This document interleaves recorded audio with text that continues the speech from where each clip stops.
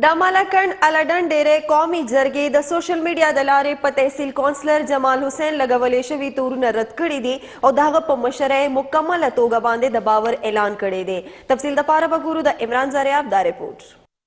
د مالکند په الډن ډیره سیمه کې یوه جرګه شوې چې پکې تحصیل کونسلر جمال حسین له مشرانو غوښتنه کړې چې په سوشل میډیا د هغه خلاف کومې خبرې کیږي باید مشران یې پوښتنه وکړي ځکه چې د ارسل هغې وروستو کیږي چې د سوات ایکسپریس وے په اړه د مشرانو باور ترلاسه کړو. په سوشل میډیا باندې ورکوي او هیڅ کمپلسي کړی دی په هغې کې زما نوم نه دی اخیستی خو ډایرکټ هر انسان ته پته لګي چې څه دي او په ما باندې قسم ناقسم الزامات دي.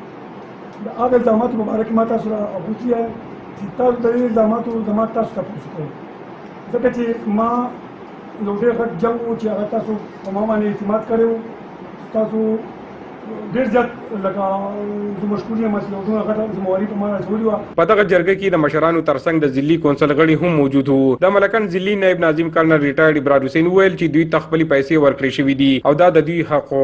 زما په دې ځمکه کې نه چا پلار پیسې خوړې شي نه د جمال خوړې ده او نه رانه خوړې شي او ما چې څومره حق کېدو ما ته کمپنسیشن میلاو شوی دی. په جرګه کې ناست یو مشر مستمر خان وویل چې دوی د خپل جایداد او پیسو پوښتنه کولی شي که چاته سم مسله وي نو رادي شي او دوی سره دې خبرې وکړي. نو پیسې چا وهلي دي او چې چا وهلي دي نو چې د چا نه وهلي دي په کار دی چې هغه سړی راشي او هغه خپل تپوس کوي چې بھائی زمانه ته پیسې وهلي دي. د جرګې په اخره کې ټولو مشرانو او سیاسي غړو په جمال حسین خپل باور ښکاره کړو او په سوشل میډیا د خلکو لخوا په ده لګولي الزامونه یې دروغ وګرځول. عمران زریاب، خیبر نیوز، الډن ډیری، مالکند.